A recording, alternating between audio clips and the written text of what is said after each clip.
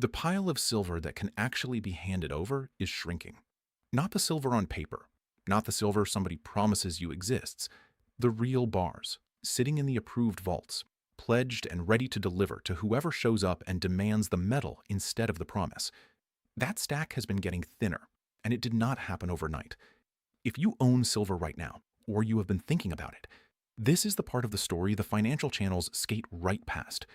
So let me pay off the reason you clicked before I prove a word of it. The shortage in this market is not a rumor, and it is not new. Silver has come up short year after year, the world using more than the mines pull out of the ground, and the gap gets covered by pulling from what was already sitting in storage. That is the quiet strain that just got worse. The metal that actually backs the trading, the deliverable inventory, has been drawn down, while the paper claims stacked on top of it have not shrunk at all. Here is the concrete fact to chew on before we go any further. For roughly 6 straight years, this market has run a structural deficit. Every one of those years, the world consumed more silver than it produced. And the only way to square that is to reach into the above-ground pile and take from it. You cannot do that forever. A savings account you never add to and keep withdrawing from has one ending, and it does not matter how calm the statements look on the way there.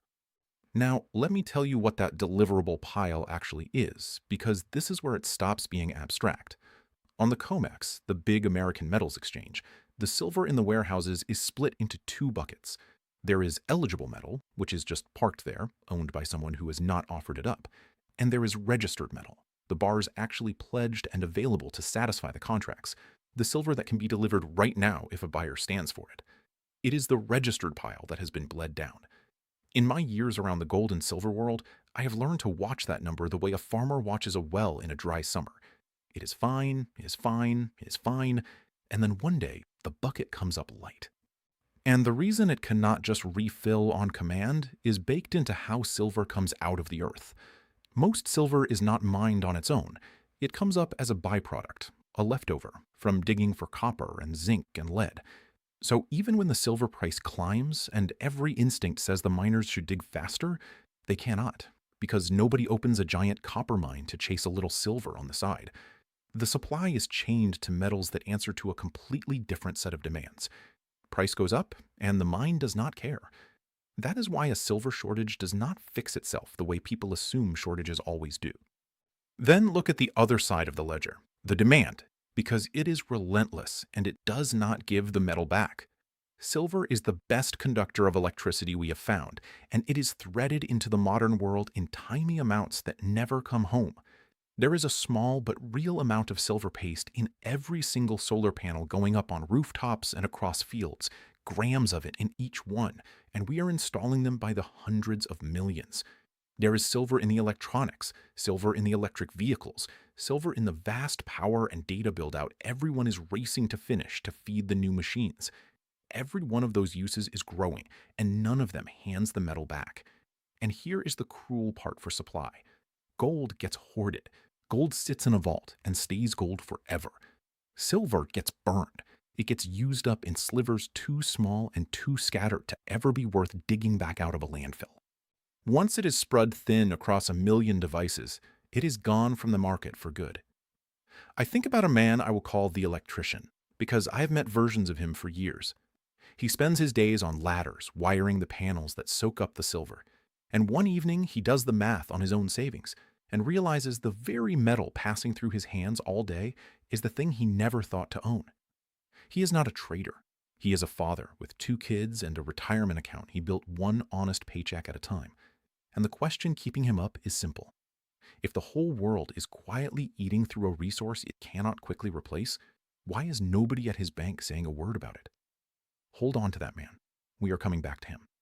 Because here is what makes the shrinking warehouse dangerous, and it is the piece the big desks do not want sitting in your head. For every ounce of real deliverable silver, there are many, many paper claims trading against it. Contracts, promises, positions, all of them behaving as if the metal is standing right there behind them. And most of the time it works, the way a bank works, because most people never ask for the actual thing at the same moment. But a promise is only as good as the pile behind it, and the pile has been getting smaller, while the promises did not. You do not need a crisis to see the problem.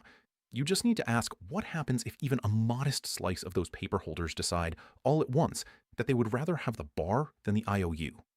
A few years back, a wave of small investors online tried to force exactly that reckoning. They decided to buy physical silver all at once and break the paper machine on purpose. And for a few days, it made headlines.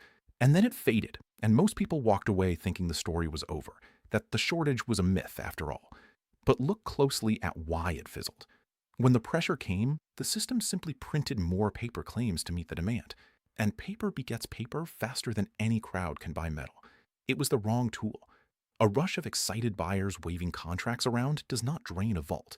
What drains a vault is the slow, patient, unglamorous work of standing for delivery and walking away with the actual bar year after year, which is precisely what has been happening quietly the entire time the headlines moved on to something else. And it is not only the American exchange feeling this. Across the ocean in London sits the other great pool of Western silver, the vaults that clear the world's over-the-counter trade. A large share of that metal is already spoken for, tied up in funds and holdings that are not floating freely for anyone to grab. Strip out what is already committed, and the truly available free float, the silver actually loose and deliverable, has been drawn down there too. So we are not talking about one warehouse in one country running light.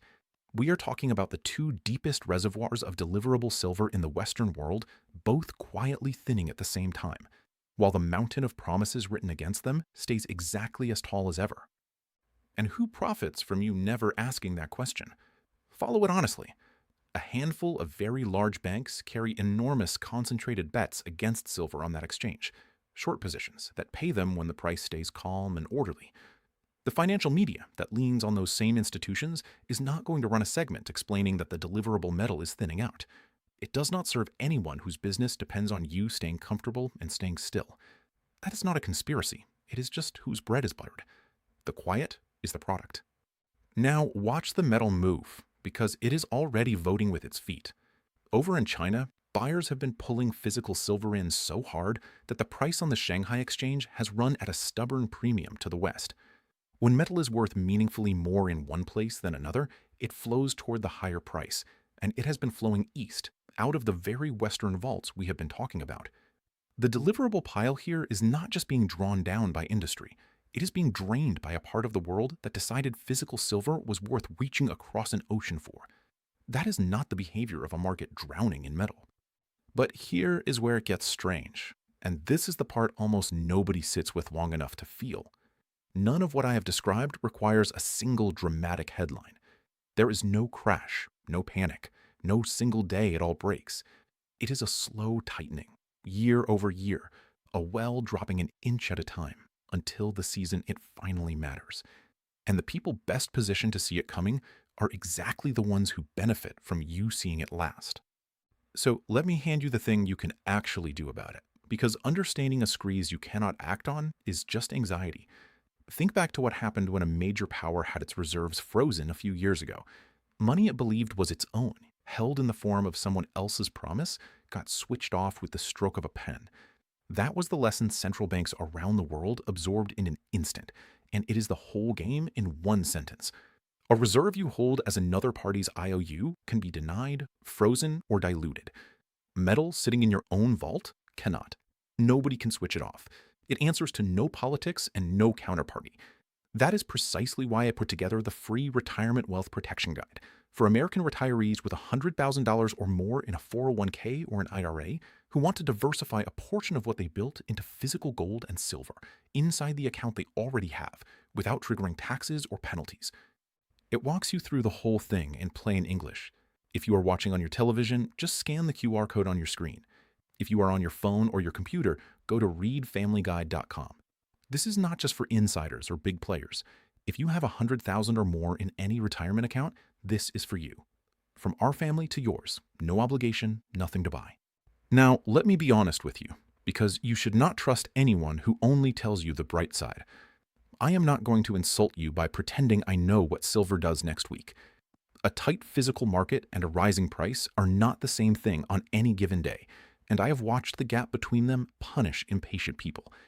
Back in 2011, the exchanges raised the margin requirements on silver several times in quick succession, and the price fell roughly a third in a matter of days. Nothing about the actual supply changed. No mine flooded, no vault suddenly filled. It was a change to the rules of the paper game, and it was enough to shake out everyone who was leaning on borrowed money and short patience. So hear me clearly. The physical story is real and it is durable, but it can be smacked around hard in the short run. If owning silver means you would panic and sell into the next engineered dip, you have not protected yourself. You have just set a trap for your own nerves.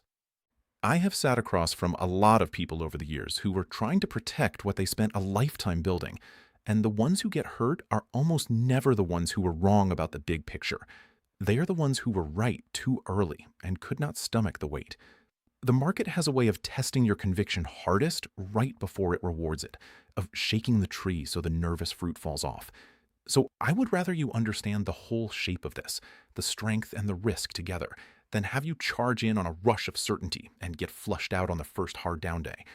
A calm owner who sized it right beats an excited owner who bet the farm every single time. That is not caution for its own sake. That is how you actually stay in the position long enough for the thing you understood to matter. That 2011 episode is worth remembering for another reason.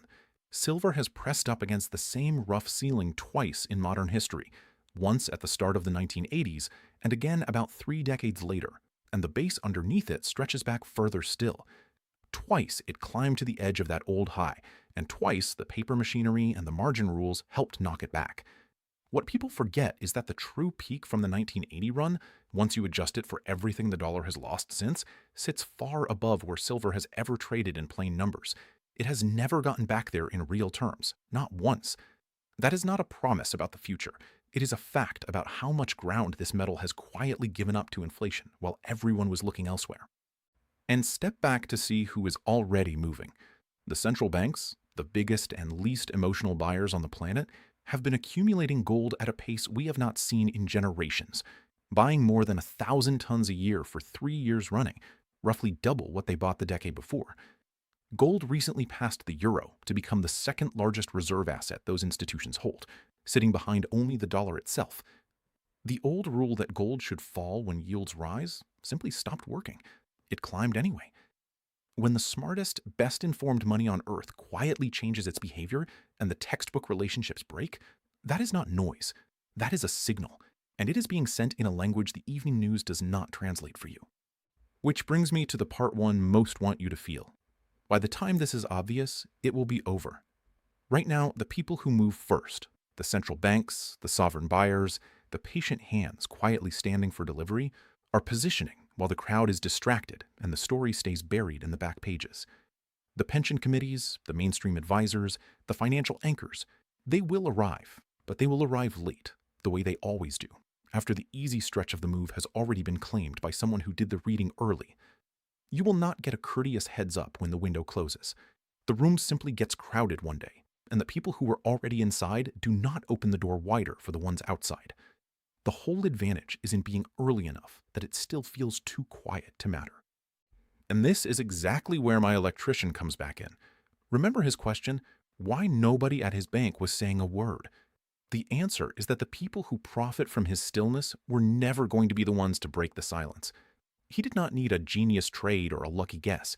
He needed to notice what was passing through his own hands and decide that a portion of what he built should sit in a form no promise and no committee could switch off. Not everything, a portion. Enough that a shakeout could rattle him without ever forcing his hand. That is the honest, practical way to think about what you own.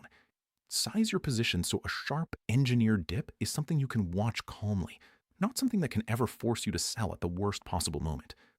Own the actual metal, or metal held for you in a real, allocated, deliverable form, not just another paper claim stacked on the same shrinking pile we have been talking about the whole way through. Never be the frightened holder dumping into the bottom, because on the other side of that trade is exactly the patient money we have been describing. Protection is not about timing the top. It is about making sure no single bad week can undo a lifetime of careful work. So here we are, back where we started, at that thinning pile of deliverable silver.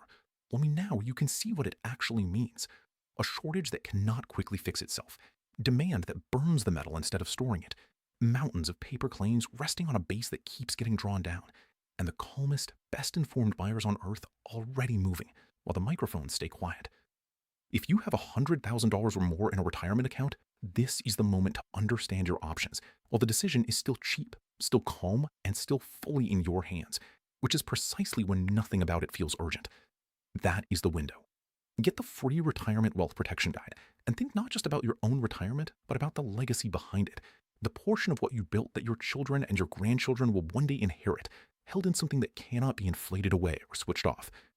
If you are watching on your TV, scan the QR code on your screen right now. If you are on your phone or your computer, go to readfamilyguide.com. And if you have $100,000 or more and you watch this all the way through, mention that when you reach out, and we will set up a free one-on-one educational web conference just for you to walk through how this could work for your situation. From our family to yours, the silver in the vault is quietly leaving. Make sure that when it matters, some of what you own is the kind nobody can promise away.